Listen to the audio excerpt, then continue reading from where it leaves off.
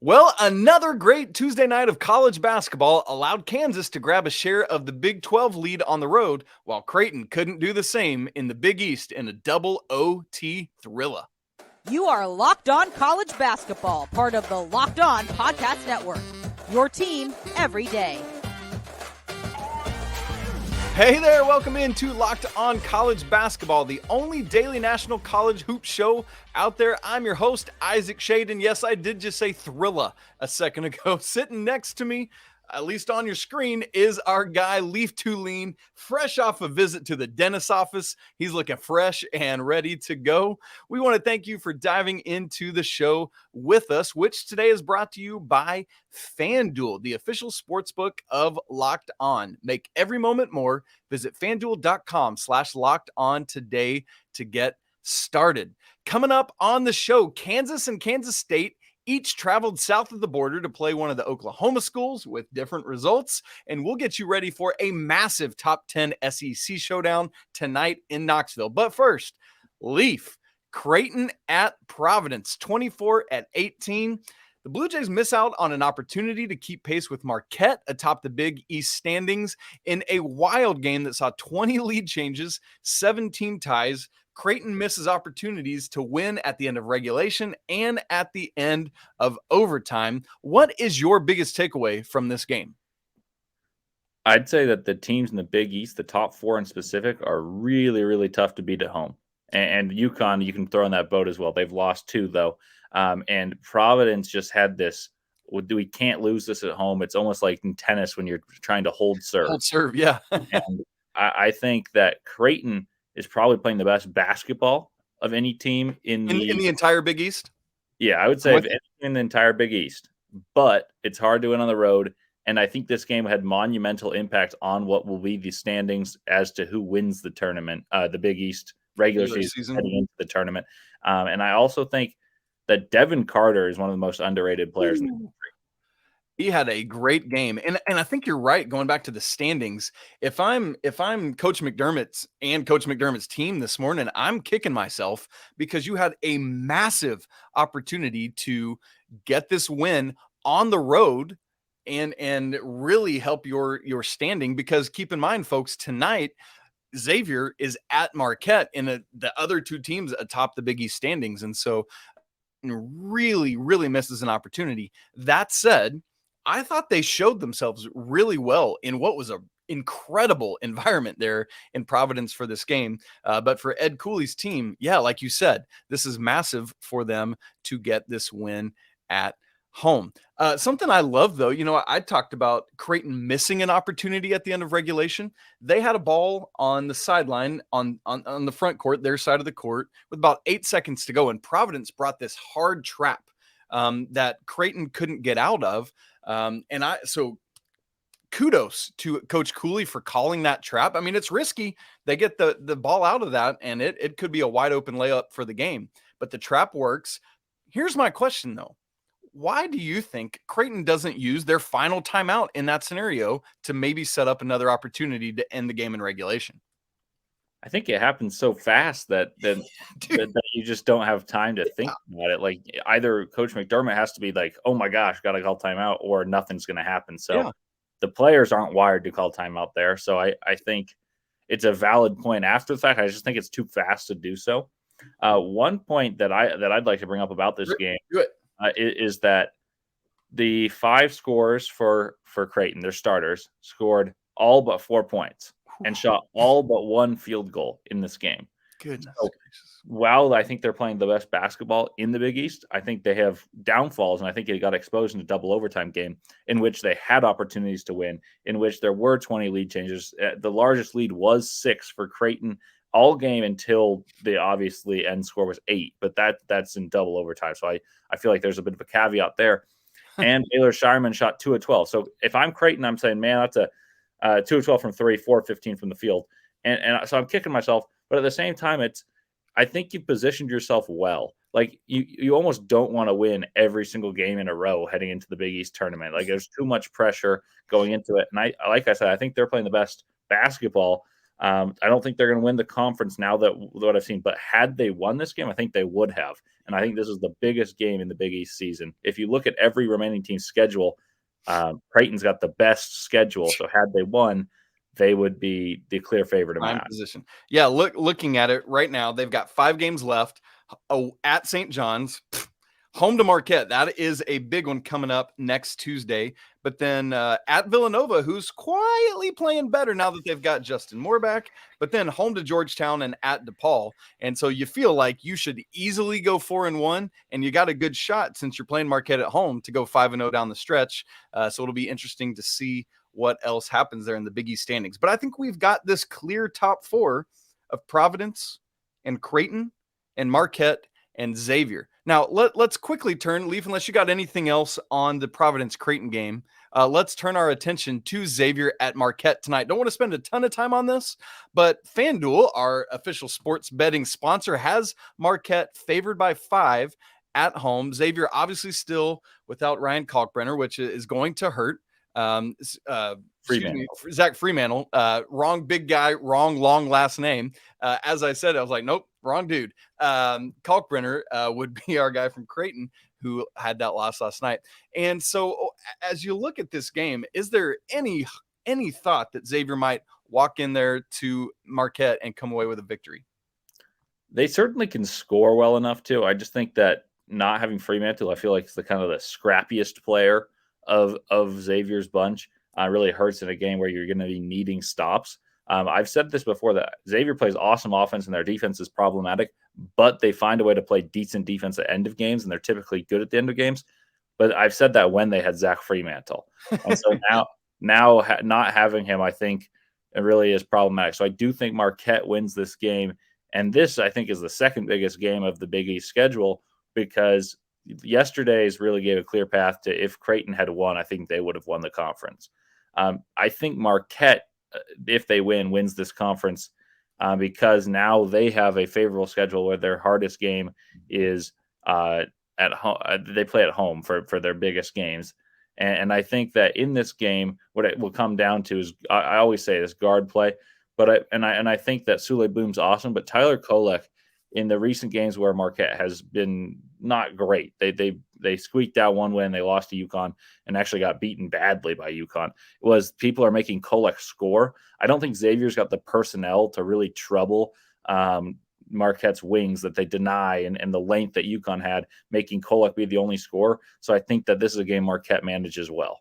I agree. I am very much looking forward to that backcourt matchup with Boom and Kolek tonight. Just two of the best in the country. I'm with you. It's kind of the same as earlier this season where Creighton had that 6-game losing streak. And I mean, it just without Kalkbrenner. And so it just seems like for Xavier, man, it's such a tough time to lose Fremantle, but we will see what happens. I'm with you. I'm going Marquette to both win and cover that 5.5 point spread at home. As you said, very tough to win on the road in the Big East. Well, Leaf, let's turn our attention from the Big East to the Big 12, where both Kansas schools headed south to Oklahoma last night with different results. And while they went in the same direction geographically, these two teams are headed in opposite directions in the Big 12 standings. We'll get to that in just a second. But first, this episode is brought to you by FanDuel. We're at the midway point of the NBA season, and now is the perfect time to download FanDuel, America's #1 sportsbook. New customers get a no-sweat first bet up to $1,000. That's bonus bets back if your first bet doesn't win. So download the FanDuel Sportsbook app. It's safe, it's secure, and super easy to use. Then you can bet on everything from the money line to point scores and three-pointers drained. I've got Giannis on my fantasy team, and I need him to do work. And so I'm always taking his player prop points all week long. Plus, FanDuel even lets you combine your bets for a chance at a bigger payout with same game parlay. So don't miss the chance to get your no sweat first bet up to $1,000 when you go to FanDuel.com/locked-on. Once again, that's FanDuel.com/locked-on to learn more. Make every moment more with FanDuel, an official sports betting partner of the NBA. So, Leaf, Tuesday night, number 5 Kansas goes to Oklahoma State, who has been playing much better of late. It's an 87-76 victory there. Meanwhile, Kansas State goes to Oklahoma to Norman and is not able to do the same. They fall to the Sooners 79-65. Let's start with the Kansas-Oklahoma State game. A couple big picture takeaways, and then I want you to go with it where you will. My biggest concern about the game is not anything from the game, but going forward. It looked like Kevin McCullar had a bad lower, probably ankle sprain or maybe high ankle sprain type situation. He was in a ton of pain at the end of the game there and is intimately integral for what this team does. To wit, the biggest takeaway in terms of the actual game itself was that he and DeJuan Harris, who to me is one of the most important playmaking point guards in the country, combined for 17 assists and just 1 turnover in this game.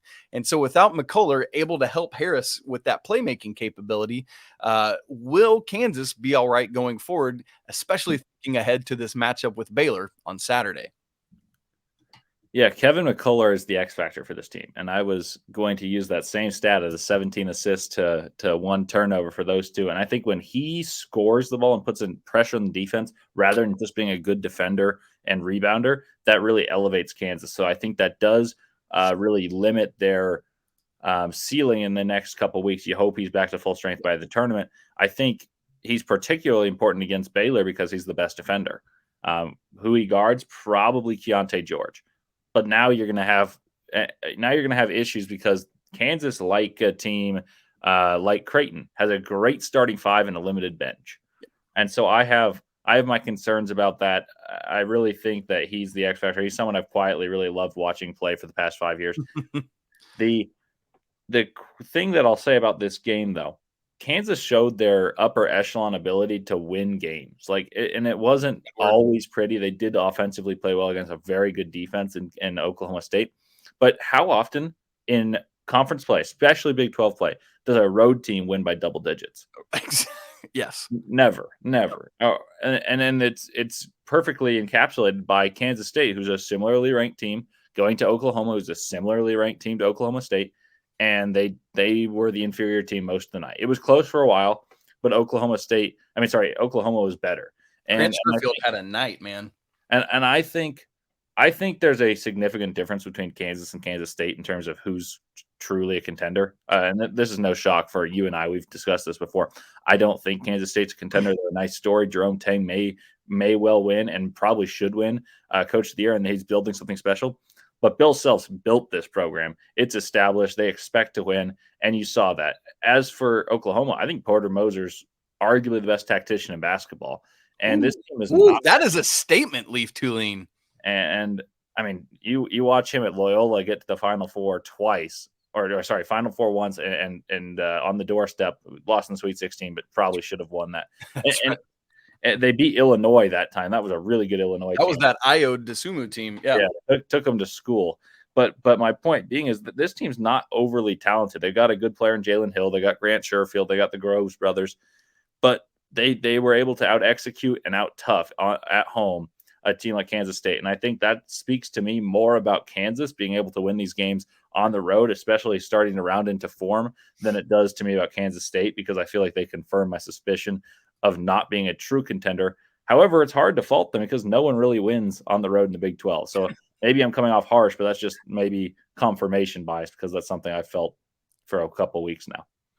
Well, and going back to the Kansas-Oklahoma State game, if you had told me going into it, hey, listen, Jalen Wilson's going to have 14, I would not say that Kansas is going to win by double digits. But you look at it, and it's the stud freshman Grady Dick with a career-high 26 points.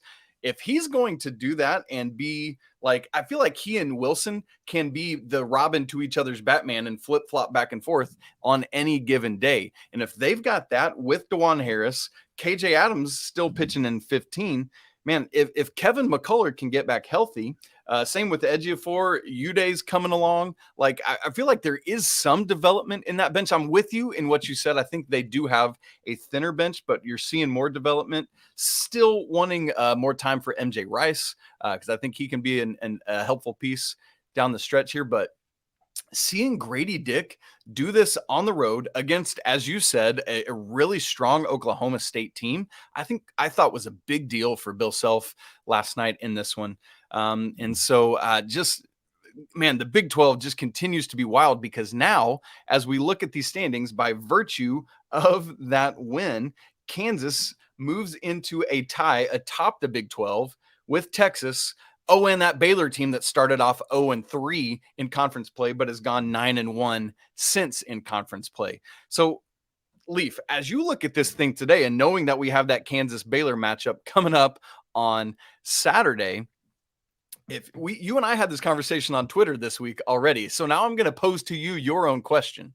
If you were calling it today, which of those three teams, or a different one, I'm not saying it's got to be one of those three. It will be, though. Which of those three teams wins the Big 12 regular season? So in terms of quality of basketball, while I pull up the schedules, I think Baylor is playing the best. The fact that McCullar got hurt really makes me hesitant to take Kansas, because I've talked about how he's their defensive anchor, and he's the type of guy that you really need to play well in big games when you're playing people of the same ability. Kansas goes on to play a few tough games. Obviously, Baylor, they're playing at home after Baylor beat Kansas at Baylor. Then they play at TCU. TCU would be a nightmare to play, as Kansas already got ran out of their own gym by TCU if Mike Miles was playing, but that's a question mark. West Virginia, Texas Tech at home, and then at Texas to finish. So that's a gauntlet, but every Big 12 schedule is going to be similar. So I would imagine they go 3-2 or 4-1 in that. Now I'll pull up Texas's and kind of just delineate what I think. Texas is I think they're going to beat Oklahoma at home. I think they're going to beat Iowa State at home, lose to Baylor on the road, and then they play at TCU and at home at Kansas. I think they go 3-2 in that. So now they're tied. Now the question is, what can Baylor do? And Baylor, to me, is the hardest team to read, because if any of their guys are off by a significant margin, it's not good, and they play the best schedule. They play at Kansas State, at home against Texas, at Oklahoma State, and then versus Iowa State. So I would, if McCullar were not hurt, I would feel confident taking Kansas. Right now, I think Texas is probably the safest bet because of schedule, mostly. Schedule. But that's what matters.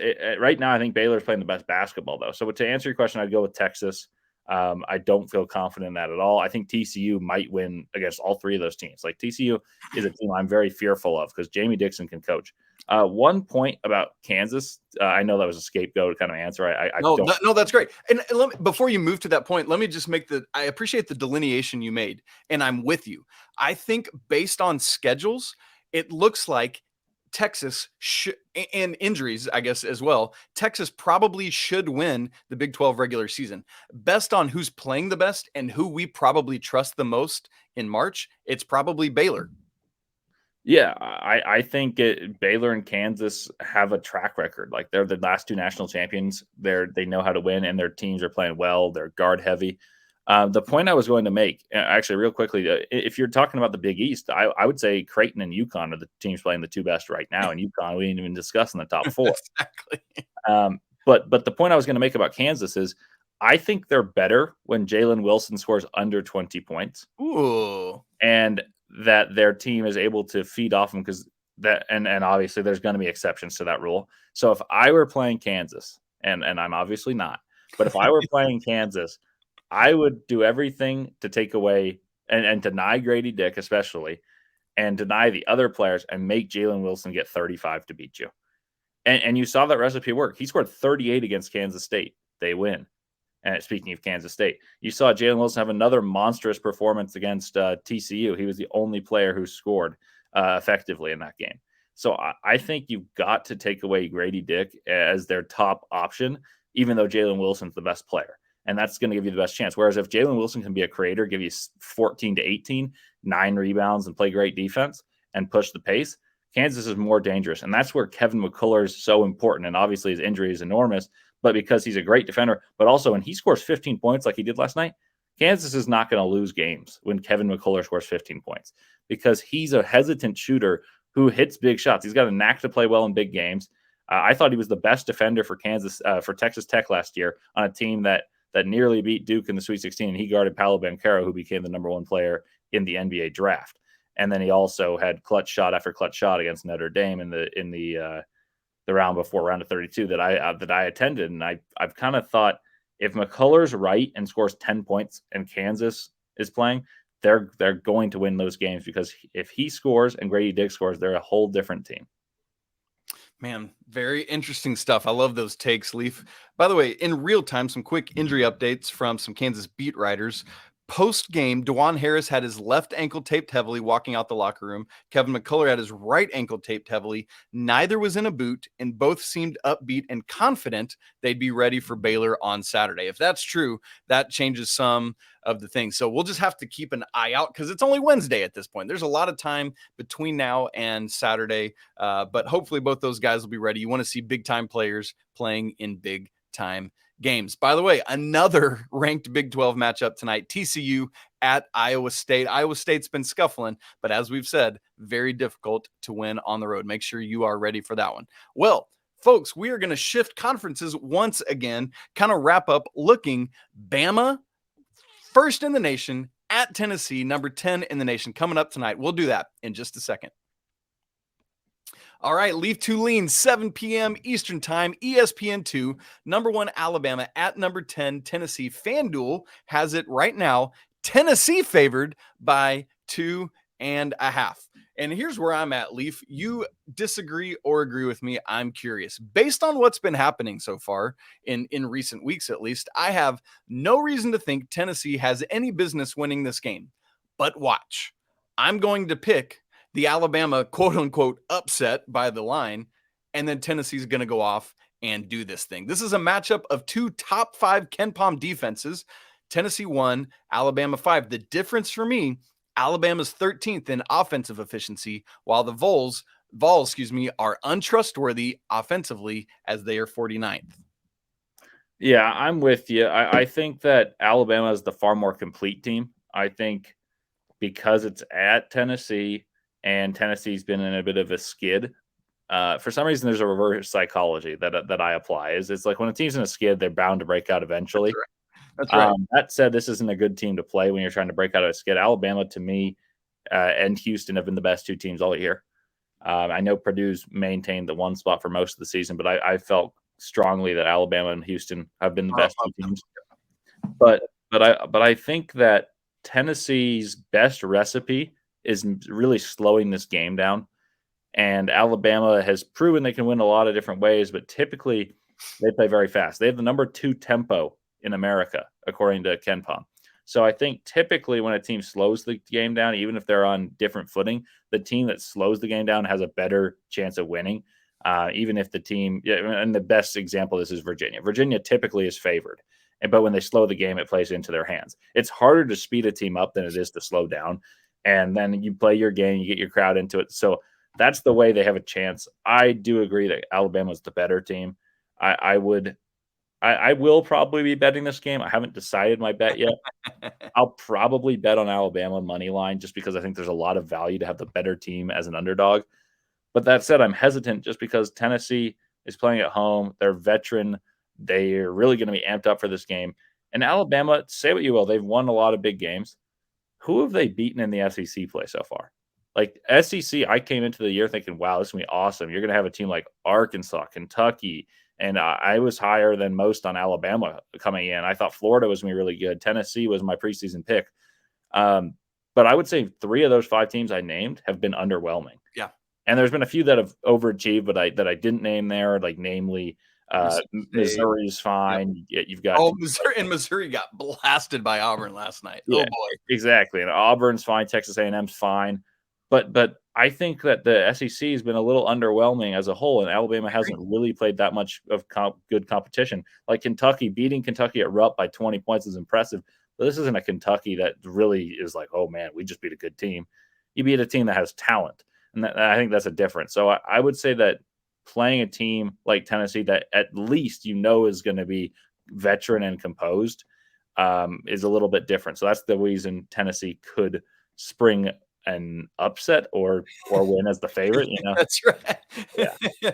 And interestingly, I mean, here's the other thing too. I think this game matters infinitely more for Tennessee than it does for Alabama. Alabama has a 2-game lead in the SEC standings over A&M. Tennessee's 2 games back of A&M. So Alabama can afford to take a loss. I mean, obviously they don't want to, but I just feel like they are not the team that would have more motivation. For Tennessee, they've lost 3 of 4. If they lose this game, speaking of Rupp, they've got to go to Rupp on Saturday. I mean, you're pretty easily looking at, if Tennessee drops this one, it could turn into a 4-game losing streak in a hurry. As we've been talking about, Kentucky overwhelmed, but just like we're talking about Tennessee showing up, Kentucky could very easily show up on Saturday. And if Tennessee drops this one, I mean, they fall into this territory where they're basically tied with Auburn, a half game ahead of Kentucky, and Alabama then puts a stranglehold on the SEC standings if they win. So I think this is a much more desperate situation for Tennessee, and I think that could play into it very much as well. If you had to pick an X factor in terms of one player, who would you say is that for this game, Leaf? I'll give you one from each team. I think that Noah Clowney is the X factor for Alabama. He can play the small ball 5, and I think that's dangerous against Tennessee because they're really strong inside. Uros Plavsic has brute strength. Olivier Kamwa is an interior oriented player, but he also provides the element of speed necessary to play the way Alabama wants to. They want to get up and down, and I think when he comes in, they really are able to play that with that speed. So I guess you could say that Bediako and Clowney, the 2 bigs, are the X factors for Alabama. And as for Tennessee, I think the X factor is Josiah Jordan-James, and he may well be their best player. But I'd still say he's the X factor because I think he's most likely to be guarding Brandon Miller, and I think he's the best chance of creating offense individually. I think you need a good shooting game from your backcourt of Vescovi and Ziegler, but the X factor to me is the guy guarding the best player on the court, and that's Brandon Miller. So that's Josiah Jordan-James for Tennessee. And I also think you need to get at least 12, 13 points from him and a couple 3 balls because Bama's defense is nothing to scoff at. Like Tennessee's at one point was like historically good. Like the pace was unbelievable. And then against Missouri, they kind of lost their pace a little bit. But I think it's too hard to ask to score efficiently in the half court the way Tennessee plays against a good Alabama defense, unless a guy like Josiah Jordan-James hits a couple 3s. And for me, to that point, that's why I will have Zakai Ziegler as my X factor for this game. I think when talking about trying to slow it down, dictate tempo, I want to see him come out and really set the tone because not only is he one of the 3 double-digit scorers for Tennessee, he leads this team in assists with 5.4. So I want to see him dictate tempo of the game, facilitate, score when necessary, but really help set that pace for Rick Barnes' team there as they try to dictate the terms of engagement, if I can put it in that tone. Should be an electric atmosphere in Knoxville, folks. Make sure you're tuned into that one. Once again, 7 o'clock Eastern on ESPN2. A couple other quick notes before we get out of here. Multiple of these games tonight. That'll be great. We've got 3 matchups between ranked teams. We've talked about all of them now. A couple other quick nuggets for you. The New Mexico State saga continues after canceling their season. Head coach Greg Heyer was fired yesterday. The rest of the staff, at least at the time of this recording, still on leave. And we've since learned that all their remaining games, because the season done, will be considered forfeit. So that's big for the teams that were supposed to play them. More in-depth conversation about this ongoing saga coming for you later this week. Also, interesting stuff going on with Gigi Jackson at South Carolina. He had that recent rant on Instagram Live. No good and a very immature move from him since he has come off the bench in each of the last 3 of South Carolina's games.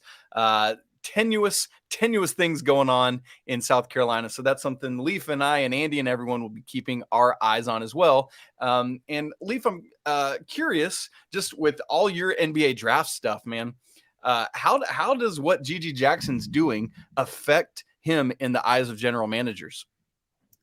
I'd imagine that his skill supersedes it, but it's certainly something that you're wary of. Like there's background checks and in a recent podcast, DeJounte Murray, who is a guy who had concerns from front offices, talked about how much he was scouted. Like they were talking to like middle school teachers.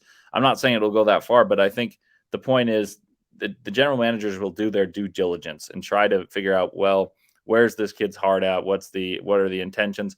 But I think you watch him play, and that's going to be the real evaluation tool. Does this hurt him in a couple of spots? Potentially. Do I think it's going to be a major issue? I don't. But it's a tough situation to be thrilled in if you're G.G. Jackson as well. I mean, it's a bad team. You chose it. But that said, it's also helped your draft stock because you've gotten to display everything that you want to. But I can see the frustration. Was it immature? Absolutely. But like you said, immature is a key word. He was 17 starting playing college basketball. This kid is a high school senior, right? He just turned 18. So I don't really fault him too much. Do I think it was smart to do? Absolutely not. Do I condone it? Absolutely not. But I don't think it's going to hurt his draft stock that much. All right. Thank you, Leaf, for that insight. Love to have, just because of your love of college basketball, but also everything you do with the draft. It's just such great crossover material. So thank you for that insider insight.